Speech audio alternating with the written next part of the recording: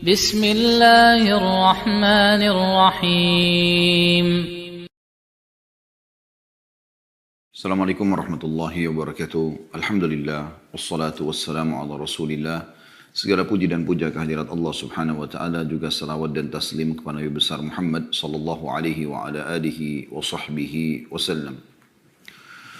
Saudaraku seiman, waktu terus berlalu.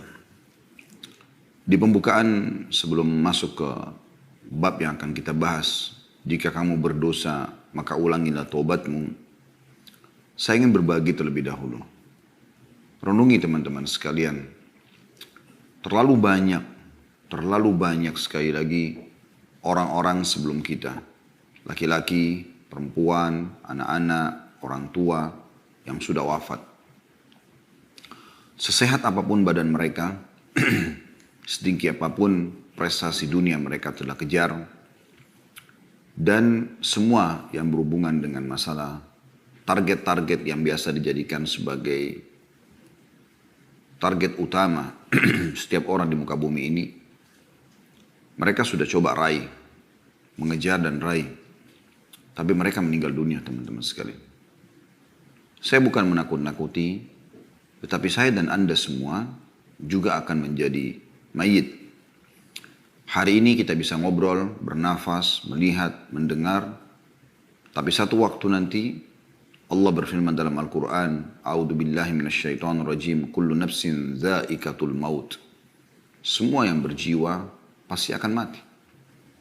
Orang-orang yang lebih baik daripada kita, para nabi-nabi, di ujungnya atau puncaknya adalah Nabi Muhammad sallallahu alaihi wa ala alihi wasallam juga wafat. Sampai pada saat beliau wafat, sebagian sahabat masih syok dan seperti tidak percaya apa yang sedang terjadi. Tapi Abu Bakar radhiyallahu anhu tampil pada saat itu, lalu mengatakan, man kana ya'budu Muhammadan fa inna Muhammadan qad mat, wa man kana ya'budu Allah fa inna Allah hayyun la yamut. Siapa yang menyembah Muhammad, Muhammad telah mati. Dan siapa yang menyembah Allah, Allah hidup dan tidak akan pernah mati. Kalau manusia terbaik, pemimpin anak Adam, Nabi Muhammad SAW pun wafat, maka saya sama Anda lebih pantas untuk melalui itu. Allah berfirman tentang nabinya, innaka mayyitun wa innahum mayyitun. Kau pasti akan menjadi mayyit, hai Muhammad, akan mati. Dan mereka semua juga pasti akan mati. Kita akan mati teman-teman sekalian. Dan pada saat kita meninggal dunia, kita akan diminta pertanggungjawaban terhadap waktu, rezeki, yang sudah Allah berikan selama di dunia. Kemana kita habiskan umur kita? Waktu-waktu kita. Harta yang telah Allah titipkan. Pasangan hidup, keturunan. Orang mukmin sangat cerdas. Dia tahu pada saat dia berstatus suami, maka dia akan coba memaksimalkan tugas dia sebagai suami yang telah Allah bebankan, memberikan nafkah, pendidikan, perlindungan pada istri dan juga anak-anaknya, sampai ajal datang. Yang dia jadikan target adalah ridha Tuhannya Allah subhanahu wa ta'ala, yang akan membalas terhadap apa yang dia lakukan. Pada saat seorang menjadi istri, maka dia mukminah. Tentunya kita bicara sosok mukminah, dan kita berharap wanita-wanita yang mengikuti acara kita ini juga termasuk dalamnya. Pada saat menjadi seorang istri, target dia adalah bagaimana mendapatkan ridha Tuhannya. Bagaimana dia melayani suaminya, mentaatinya, izin kalau mau keluar, memenuhi kebutuhannya, menjaga amanah rumah dan anak-anaknya. Hanya sampai ajal datang. Dan ajal pasti datang. Orang tua juga pada anak begitu. Dia bertugas sebagai orang tua, memberikan pendidikan yang terbaik dan menjadikan anak-anaknya sebagai amal jariah buat dia sampai ajal datang. Sosok anak juga seperti itu. Dia bertugas sebagai anak sampai ajal dia datang. Bagaimana dia menjadi anak yang patuh, yang bakti, memenuhi kebutuhan orang tuanya. Begitu juga yang lainnya. Pimpinan perusahaan, pimpinan negara, masyarakat terhadap pemimpinnya, sahabat terhadap sahabatnya, tetangga terhadap tetangganya. Semua itu teman-teman, semasa ajal belum datang. Maksimalkan dengan kebaikan-kebaikan. Karena Allah mengekalkan dalam Al-Quran dan tidak akan pernah salah "Faman ya'mal mithqala dzarratin khairan yarah." Siapa yang berbuat seperti biji sawi dari kebaikan, pasti dia akan lihat dan dia akan terima balasannya. "Wa may ya'mal mithqala dzarratin syarran yarah." Dan siapa yang berbuat seperti biji sawi dari keburukan, dia pasti akan diperlihatkan dan diminta pertanggungjawabannya. Penyesalan selalu terakhir, teman-teman sekalian. Dan jangan Anda tiba di penghujung itu baru ada menyesal. Para ulama mengatakan bahwasanya fenomena yang sedang terjadi, misal orang bisa merasakan suka dukanya kehidupan, terutama dukanya misalnya sakit, gangguan orang, ya. Apa saja yang mungkin Anda pernah alami selama hidup Anda. Anda lagi jalan ke seleo, Anda flu, Anda demam, ada orang utang tidak bayar, ada gangguan orang yang menggunjing, yang memfitnah. Semua orang kena. Semua itu peringatan dari Allah Subhanahu wa Ta'ala, bahwasanya di dunia ini hanya sebagai peringatan. Di akhirat akan ada siksaan yang abadi, yang sangat menyakitkan. Penyesalan pada saat itu tidak berguna lagi. Saya sarankan teman-teman mengikuti ceramah kami, dan sampai sekarang juga masih berjalan di hari Senin sore, membahas 30 sekian pasal masalah neraka. Dan kita sudah sampai ke pasal 20 sekian. Kalau Anda mau live, kalau Anda tidak mau live, sudah ada siaran ulang insya Allah. Anda bisa dilihat di playlist YouTube tentang bedah buku Rasulullah SAW cerita tentang surga dan neraka. Bercerita tentang surga dan neraka. Masing-masing 30 pasal sekian. Renungi teman-teman sekalian, itu bukan sebuah dongeng, tapi kepastian. Kita semua akan menuju kepada Tuhan kita. Pertanyaan sederhana, sampai kapan kita terus dalam pelanggaran-pelanggaran? Sampai kita meninggal seperti orang-orang terdahulu sebelum kita. Kemudian hanya ya, kita sendiri akan melalui akibatnya mendapatkan. Teman-teman yang selama ini mengajak Anda bermaksiat kepada Allah SWT, paling jauh hanya bisa sampai di atas liang lahat Anda. Dia tidak akan turun untuk tinggal bersama Anda, menemani Anda sambil mengatakan, dulu kan saya mengajak kamu mabuk, saya mengajak kamu berzina, saya mengajak kamu riba, saya mengajak kamu mencuri, lalu kemudian saya sekarang siap menemani kamu. Gak ada. Paling lama mereka 15-20 menit, setengah jam mereka akan tinggalkan dan beraktivitas seperti biasa. Anda akan tinggal sendiri di kuburan tersebut. Sering teman-teman sekalian lewatin kuburan. Selain ucapkan salam sunnah Nabi SAW, Assalamualaikum dara qaumin mu'minin, keselamatan bagi kalian wahai penghuni negeri orang-orang beriman. Ya, antumus sabiqun, nahnu insyaallah bikum lahiqun. Kalian telah mendahului kami, kami akan menyusul kalian. Ghafarallahu mustaqdimina minkum wal mustakhirina minna. Semoga Allah memaafkan orang-orang terdahulu di antara kalian yang sudah mati duluan, karena orang-orang yang di antara kami akan menyusul. Dan jadikan sebagai ibrah, pelajaran. Lihat gundukan tanah dan batu nisan itu, di dalamnya orang seperti kita dulu, persis seperti kita. Yang perempuan ya perempuan, yang laki-laki laki-laki. Cuma mungkin beda suku, beda postur tubuh, beda warna kulit, tapi sama manusia. Judulnya manusia. Kita pun akan sama dengan mereka. Jangan nanti teman-teman tiba-tiba Anda jatuh, terpeleset, Anda meninggal, Anda lihat malaikat maut, Anda tiba-tiba sudah tinggal ruhnya menyaksikan bagaimana jasadnya dimandikan, bagaimana dipikul, bagaimana masuk ke kuburan, lalu Anda pindah ke alam barzah dan sampai kepada pembangkitan di mahsyar, sampai akhirnya neraka depan mata, baru Anda mau menyesal semua. Ini rukun iman kita. Oleh karena itu teman-teman, mari sama-sama kita coba. Saya juga sama dengan Anda, sama-sama kita sedang coba menyempurnakan hijrah kita kepada Allah Subhanahu wa Ta'ala. Buku yang sedang kita bahas ini membahas tentang masalah kiat-kiat hijrah dari keadaan yang terpuruk, jauh dari agama, tidak faham, tidak mengingat akhirat, tidak tunduk kepada Allah Subhanahu wa Ta'ala, kepada ketaatan. Begitu dikatakan dalam judulnya, kiat-kiat hijrah dari kemaksiatan dan istiqamah dalam ketaatan. Kesempatan ini insya Allah kita akan bahas tentang masalah judul yang diangkat oleh penulis, jika dosa berulang maka ulangi taubatmu. Perlu saya titik beratkan dulu, bahasan ini teman-teman sekalian bukan berarti, oh ternyata pintu tobat masih dibuka. Ya nggak apa-apa saya buat dosa lagi. Benar nanti saya tobat lagi. Bukan itu maksudnya. Siapa yang menjamin Anda, teman-teman sekalian, pada saat Anda sudah taubat, lalu kemudian Anda buka pintu nasihat, Anda masih bisa taubat lagi. Mungkin Anda tidak sempat taubat.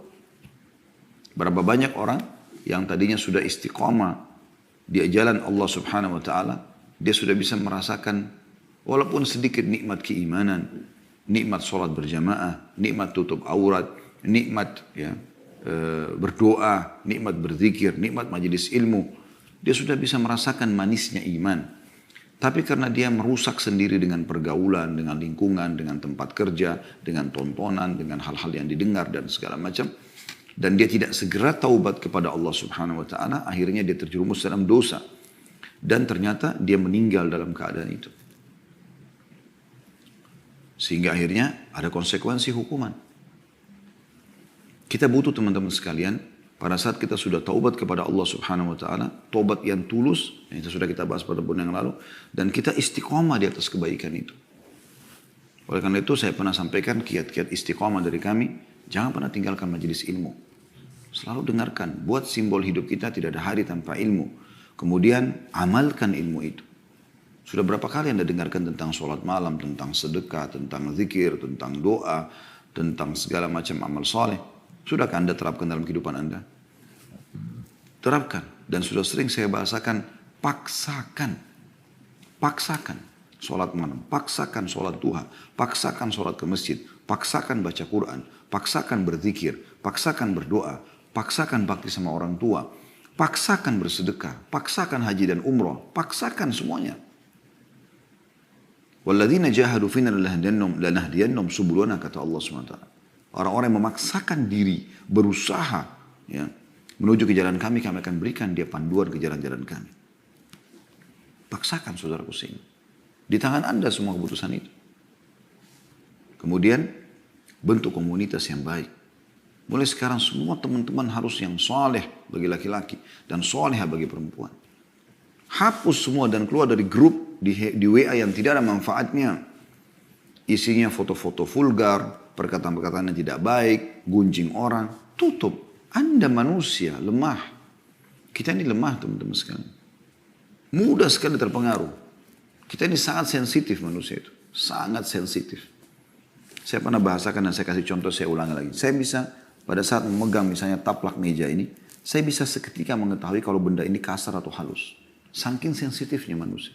Kita pada saat memegang sesuatu kita bisa tahu ini dinding ini dingin misalnya, kasar atau halus, atau misalnya dingin ataupun panas misalnya suhunya, kita seketika bisa tahu. Misalnya kalau karena ruangan dingin misalnya, atau lagi musim dingin, atau lagi musim panas gitu kan. Kita bisa bedakan teman-teman sekarang seketika bau itu wangi atau busuk. Kita bisa seketika membedakan ini terang atau gelap dengan mata kita selama masih normal. Kita bisa bedakan mana intonasi suara yang keras, mana yang kecil dengan kuping kita. Kita bisa bedakan dengan lidah kita, oh ini manis, oh ini asam, oh ini pedas. Kita bisa rasakan semuanya seketika.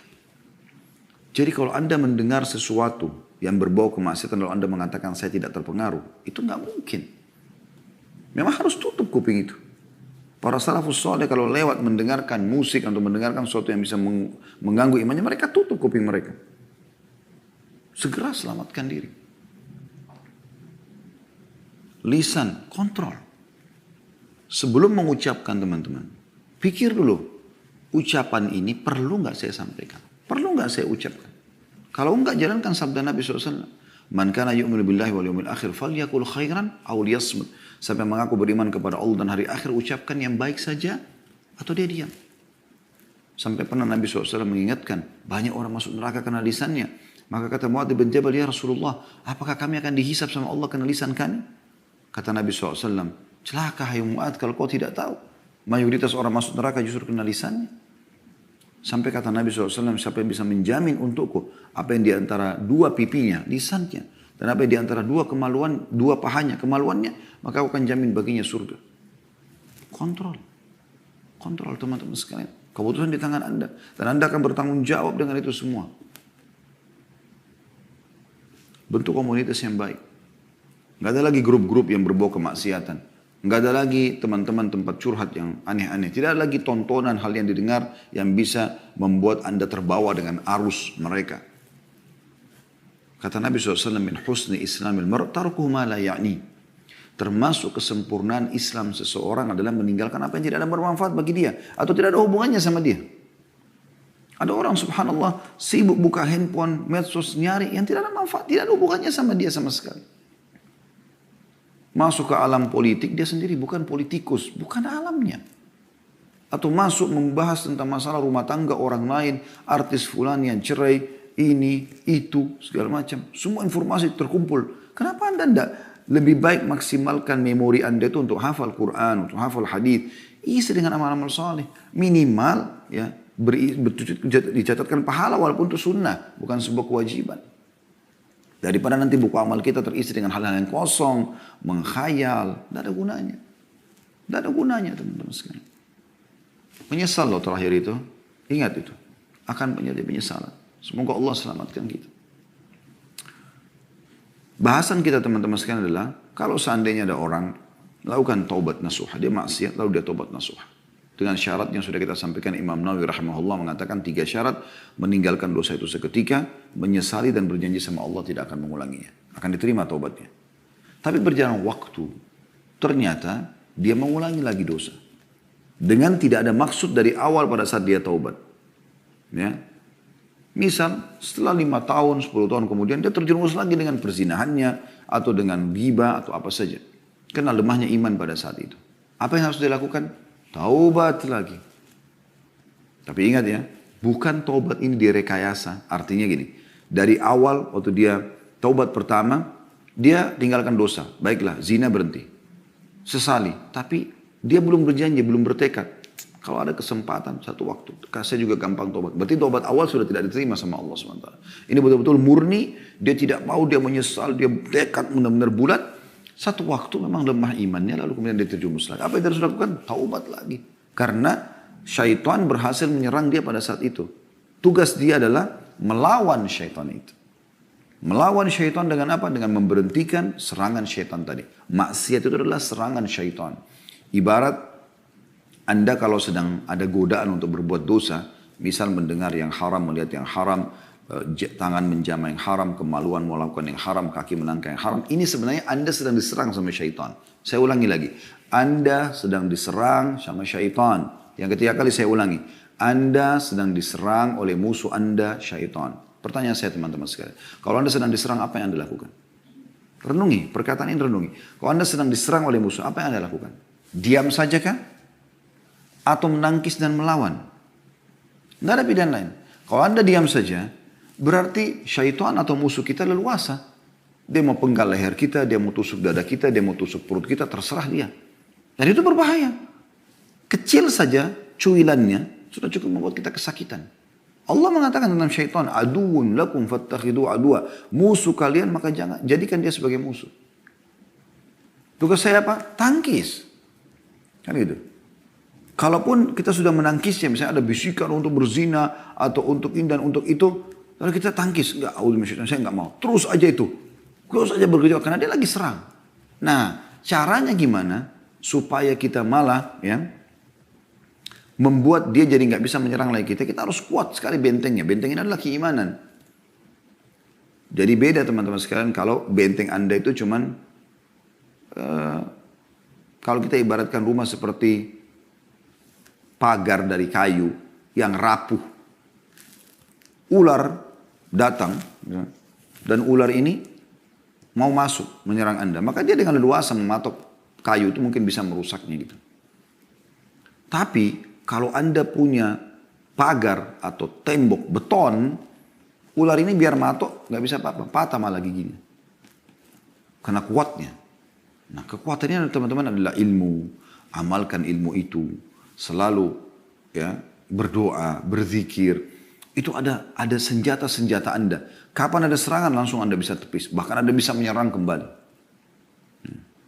Kalau kita serang dia, serangan itu adalah dengan senjata-senjata Anda. Kita berzikir isti'adah. Kita bertaubat kepada Allah SWT. Ini semua senjata-senjata yang luas. Dan senjata yang paling luar biasa menghanguskan, membumi-hanguskan syaitan itu adalah taubat. Karena kapan dia menyerang, kita langsung tangkis dengan taubat itu. Astaghfirullah wa atubu ilaih. Saya nggak akan lakukan. Maka dia akan kalah secara otomatis. Sampai pernah dinukil dalam sebuah riwayat. Iblis berkata, saya akan terus menyesatkan hamba-hambamu ya Allah. Dari turunan Adam. Kata Allah SWT, saya akan terus memaafkan mereka selama mereka beristighfar dan bertaubat. Iblis juga berkata, dinukil dari Ibnul Qayyim rahimahullah, beliau mengatakan, Iblis berkata, aku membinasakan anak Adam dengan dosa dan pelanggaran, dan dia membinasakanku dengan istighfar dan la ilaha illallah. Jadi kita sebenarnya bisa. Bisa kita menyiksa syaitan, melawan dia, mengalahkan dia dengan amal-amal saleh. Dia tersiksa karena dia berusaha untuk menyerang tapi tidak pernah bisa. Senjatanya tidak secanggih kita. Kita sangat canggih teman-teman. Zikir itu sangat canggih. Doa sangat canggih. Sholat malam itu canggih. Canggih luar biasa. Iblis ibaratnya cuma pakai pisau dapur. Anda ini pakai nuklir. Apa yang bisa dilakukan? Buat aja itu. Ya. Tidak apa-apa zina. Tidak usah zikir. Tidur aja masih malam. Masih panjang malam. Anda kan bisa tolak. Tidak, saya nggak mau. Anda bangun. Terus setan buat apa? Menjelma depan Anda, mencekik Anda, memaksa? Nggak bisa. Dia lemah. Kata Allah SWT, inna kaida syaitani kana dha'ifa. Dia sangat lemah. Anda punya banyak perangkat-perangkat mutakhir yang Allah SWT sudah siapkan. Ayo teman-teman, lawan dia sampai hanya batas ajal datang. Saya akan bacakan apa dikatakan oleh penulis di sini. Di halaman 53. Judulnya, jika dosa berulang, maka ulangilah taubatmu. Ulangi bertaubat. Ada kalanya seorang pemuda jatuh dalam dosa, lalu dia menyesal, bertaubat, dan menjauhi dosa tersebut. Kemudian dia melakukan dosa kembali, lalu dia bertaubat, dan demikian seterusnya. Kemudian saat itu dia bertanya-tanya, apakah saya boleh bertaubat setelah itu? Syaitan memang sengaja bersandar pada kelemahan tersebut untuk meyakinkannya supaya tidak bertaubat dan bahwa dia bukan orang yang bersungguh-sungguh. Jadi kalau orang sudah buat dosa lalu bertobat. Jarang waktu lama, lalu dia buat dosa lagi. Nah di sini syaitan berusaha dia tidak taubat. Kenapa? Karena kalau dia taubat, berarti kan dimaafkan lagi sama Allah SWT. Dia kayak menyerang syaitan itu. Syaitan tidak mau. Kalau dia sudah berhasil lukai tubuh kita, dia nggak mau teman-teman sekalian, ya sudah selesai. Enggak, dia akan coba berusaha mematikan kita. Ya, berusaha terjerumus dalam dosa-dosa. Dari zina-zina yang kedua, zina yang ketiga, zina yang keempat. Seakan-akan kita tidak usah bertobat. Atau tidak diterima taubatnya karena terlanjur mengulangi dosa. Ini semua waswas syaitan. Justru pada saat itu yang paling Anda butuhkan adalah taubat. Ulang lagi, taubat lagi.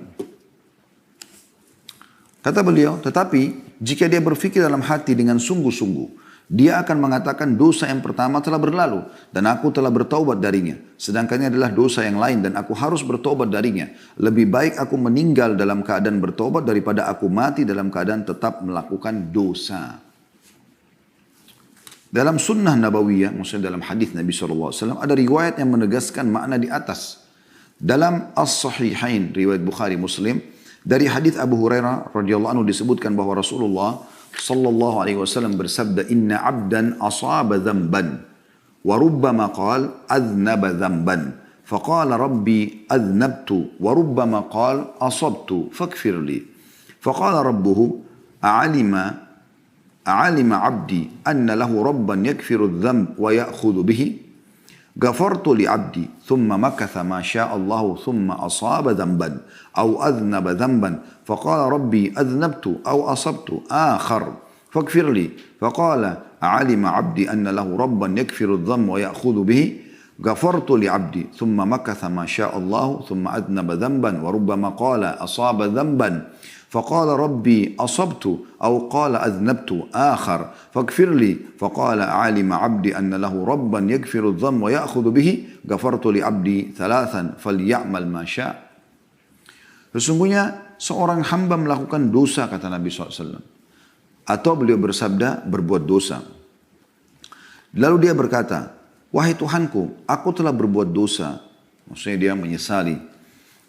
Atau kata Nabi SAW, dia mengatakan, aku melakukan dosa, maka ampunilah aku.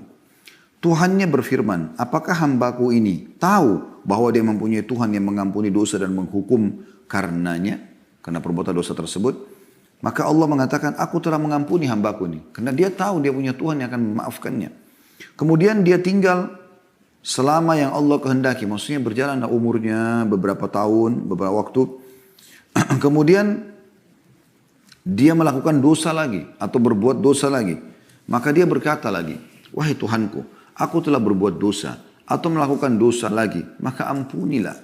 Tuhannya berfirman, apakah hambaku mengetahui bahwa dia mengetahui Tuhan yang mengampuni dosa dan menghukum karenanya? Tanda tanya. Maka Allah mengatakan, aku telah mengampuni dosaku. Atau telah mengampuni hambaku ini. Kemudian dia pun tinggal selama yang Allah kehendaki. Berjalan lagi sekian tahun umurnya. Kemudian dia berbuat dosa lagi. Atau beliau SAW mengatakan melakukan dosa kembali. Maka ia berkata, wahai Tuhanku, aku telah melakukan dosa. Dan beliau bersabda, berbuat dosa. Nah, atau berbuat dosa. Maka ampunilah aku. Tuhannya pun berfirman, apakah hambaku mengetahui bahwa dia mempunyai Tuhan yang mengampuni dosa dan menghukum karenanya? Aku telah mengampuni dosaku. Aku telah mengampuni hambaku 3 kali. Maka lakukanlah apa yang dia kehendaki. Hadis ini riwayat Bukhari nomor 7507, Muslim 2758. Itu yang dimaksud di sini adalah bahwasanya dia setelah itu boleh beramal soleh. Tidak ada masalah, yang penting dia sudah taubat. Ya. Bukan di sini maknanya, maka dia boleh melakukan apa yang dia kehendaki, maksudnya berbuat dosa sesukanya. Bukan. Berarti sekarang silakan lagi beramal soleh, karena taubat-taubat yang dia ajukan sudah dimaafkan oleh Allah Subhanahu Wa Taala.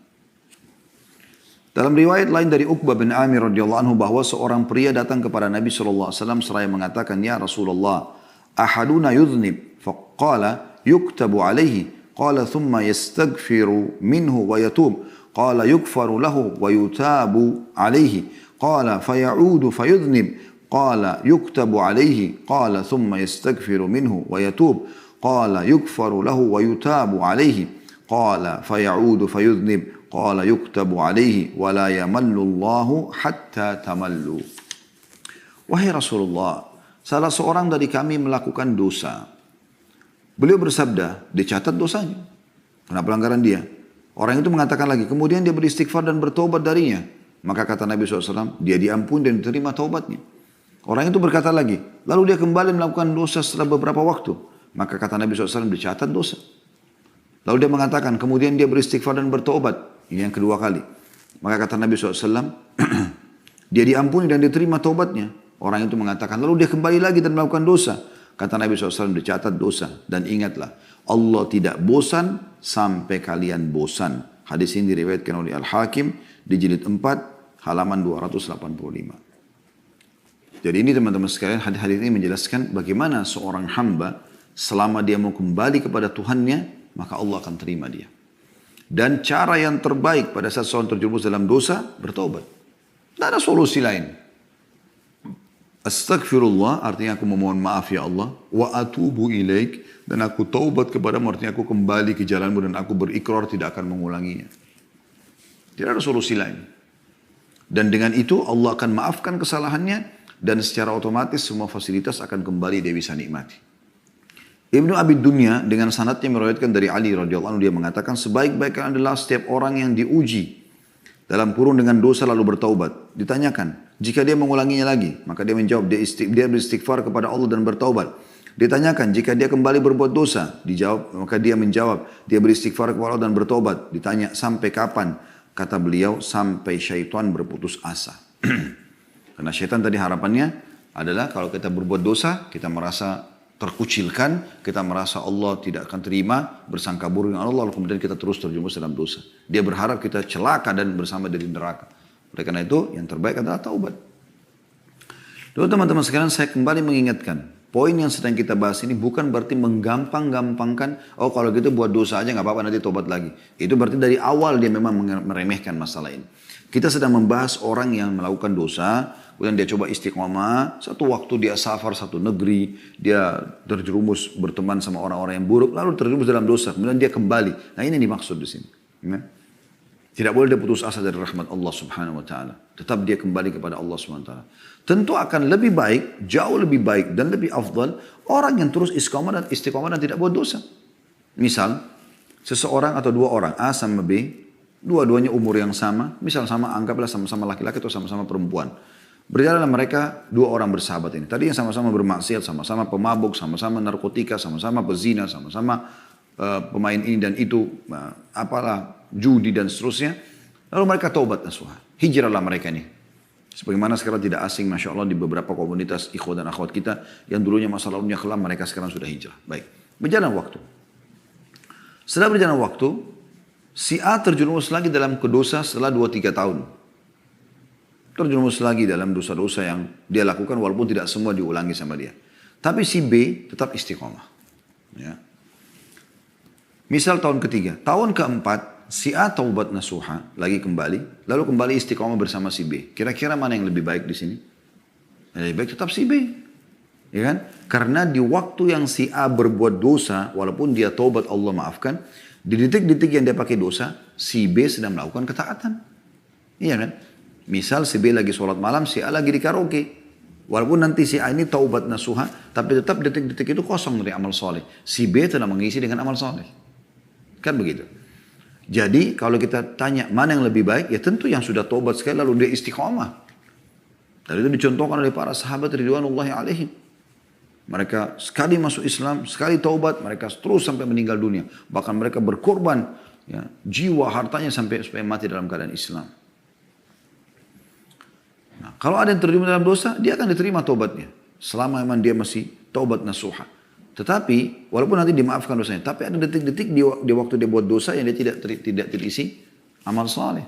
Mungkin orang yang seumur dengan dia nanti akan mengalahkan dia di sini karena diisi dengan amal saleh.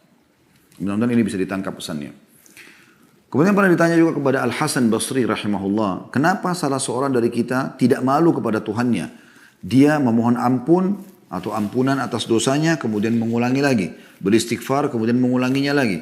Maka dia menjawab, syaitan ingin menanamkan demikian kepada kalian. Karena itu jangan kalian bosan beristighfar.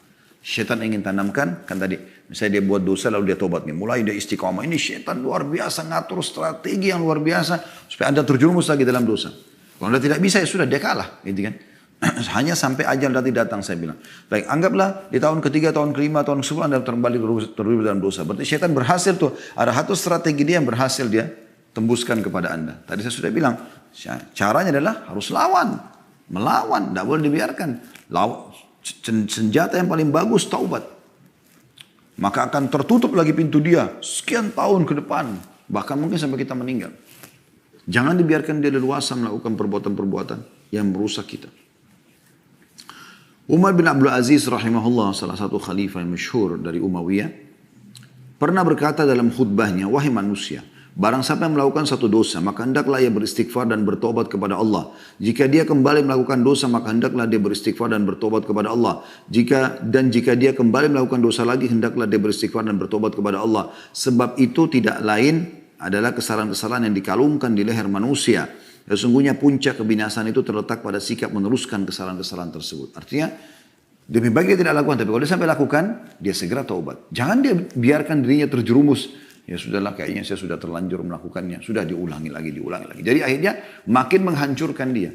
Sama ibaratnya orang minum racun, minum sedikit, kayaknya nanggung deh, minum aja semuanya. Ya bisa membinasakan. Tadi sedikitnya sudah bisa merusak tubuhnya, organ tubuhnya. Sekarang dia minum lebih banyak, maka akan lebih banyak. Seperti itu dosa. Banyak orang tidak paham ini. Dia pergi berzina, nyesal nih. Allah juga menyesal.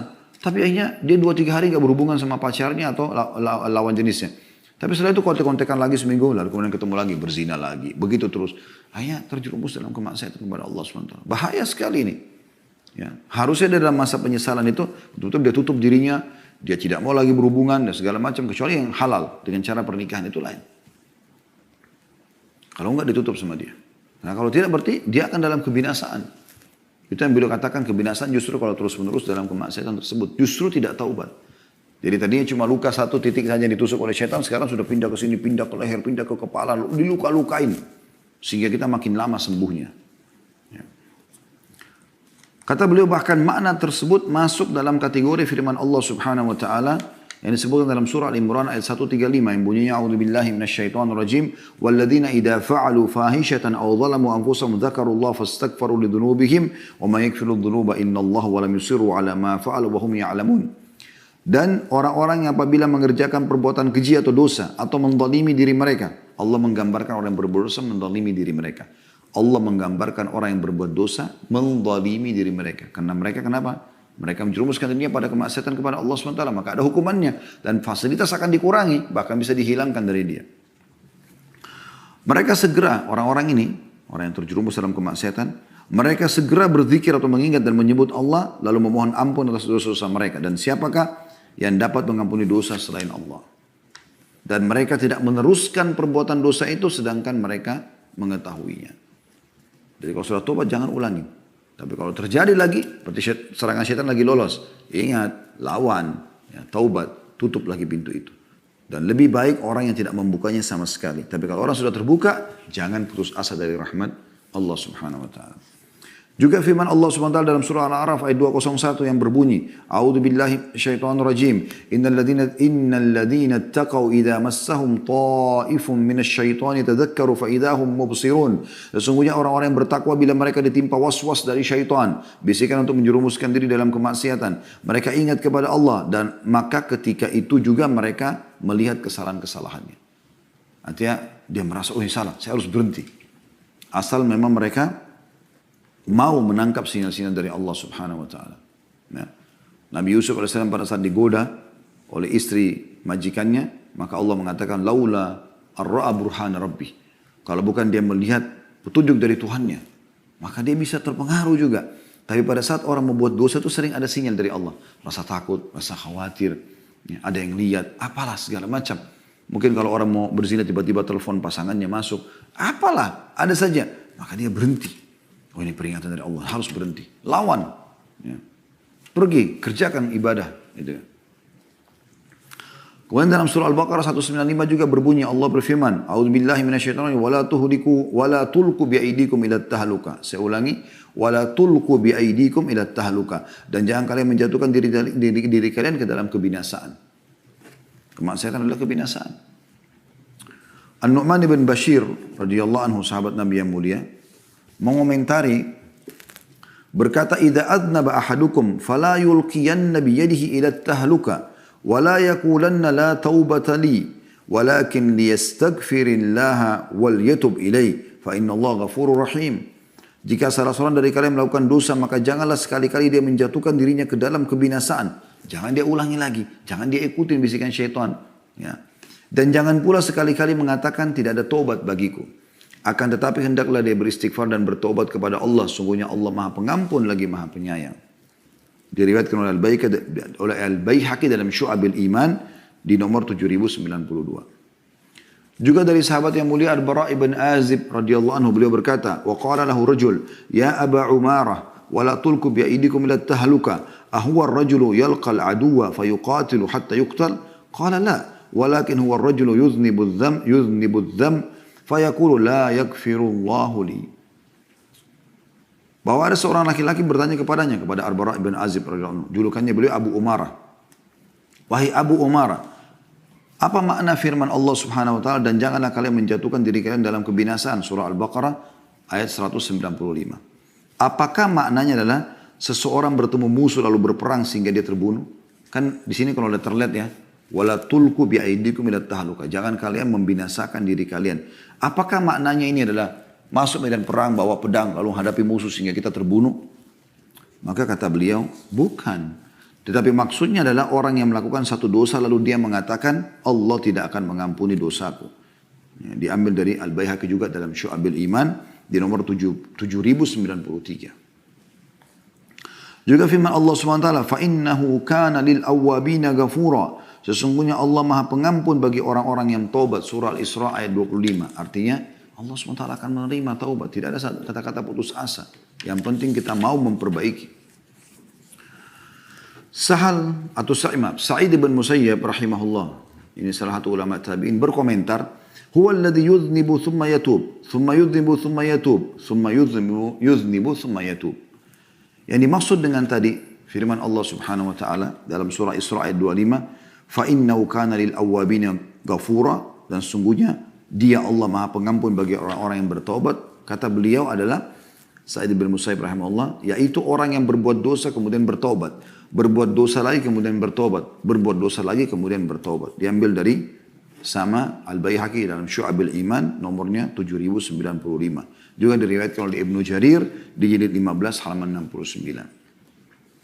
Atha ibn Yasar rahimahullah, salah satu juga tokoh tabi'in yang masyhur, berkata tentang ayat tersebut, Al-Isra ayat 25 tadi ya, bahwasanya Allah mengampuni bagi orang-orang yang taubat atau Maha Pengampun terhadap orang yang bertaubat.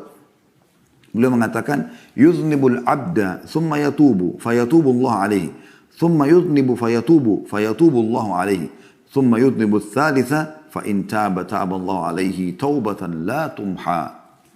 Seorang hamba melakukan dosa kemudian bertaubat, lalu Allah menerima taubatnya. Kemudian dia bertaubat dia berbuat dosa lagi, lantas bertobat, lalu Allah menerima taubatnya yang kedua kali. Kemudian dia melakukan dosa untuk yang ketiga kalinya. Jika dia bertobat, maka Allah menerima taubatnya dengan taubat yang tak terhapuskan. Ya. Diriwayatkan Ibnu Jarir, jilid 15 halaman 71. Artinya, seringnya taubat ini nanti akan membuat akhirnya Allah betul-betul menyelamatkan dia sehingga tidak terjerumus lagi dalam dosa. Juga dari Wahab bin Jarir, rahimahullah, beliau berkata dari ayahnya, dia menuturkan, Kuntu jalisan 'inda al-Hasan, idh ja'ahu rajulun faqala ya Aba Sa'id, ma taqulu fil 'abdi yudhnibu dhanban thumma yatub? Qala lam yazdad bi taubatihi min Allah illa dunuwa. Qala thumma 'ada fi dhanbihi thumma tab. Qala lam yazdad bi taubatihi illa sharafan 'inda Allah. Thumma dhakara hadithan anhu sallallahu alaihi wasallam thumma qara innal ladzina ittaqaw idza massahum ta'ifun minasy syaitani tadhakkaru fa idza hum mubsirun. Kata beliau, kami pernah duduk di sisi Al-Hasan, maksudnya Hasan Basri rahimahullah. Tiba-tiba seorang pria datang kepadanya dan mengatakan, wahai Abu Sa'id. Abu Sa'id julukannya Hasan Basri. Apa yang anda katakan mengenai hamba yang melakukan satu dosa kemudian bertaubat? Al-Hasan Basri berkata, tidaklah perbuatan itu, atau tidaklah dia bertambah dengan taubatnya melainkan semakin dekat dengan Allah. Dia buat dosa lalu dia taubat, berarti dia dekatkan diri kepada Allah. Ya. Lalu ditanya lagi, kemudian dia melakukan dosa lagi, lantas bertaubat. Maka kata Hasan Basri rahimahullah, tidaklah dia bertambah dengan taubatnya, melainkan semakin mulia di sisi Allah. Yang ternyata dia tahu Tuhannya ada. Dia minta taubat lagi. Dia minta diselamatkan dari syaitan, karena dia sekarang sedang diserang dengan kembali kepada Allah. Kemudian dia menyebutkan sebuah hadis dari Rasulullah SAW, lalu membaca firman Allah Subhanahu Wa Taala dalam surah Al-A'raf ayat 201. Yang artinya sungguhnya orang-orang yang bertakwa, bila mereka ditimpa was-was dari syaitan, mereka ingat kepada Allah dan ketika itu juga mereka melihat kesalahan-kesalahannya. Ya. Jadi teman-teman sekalian, kesimpulannya adalah bagaimana seseorang jangan pernah putus asa dari rahmat Allah Subhanahu Wa Taala. Tentu dia berusaha istiqamah, tidak terjerumus lagi dengan dosa yang sama.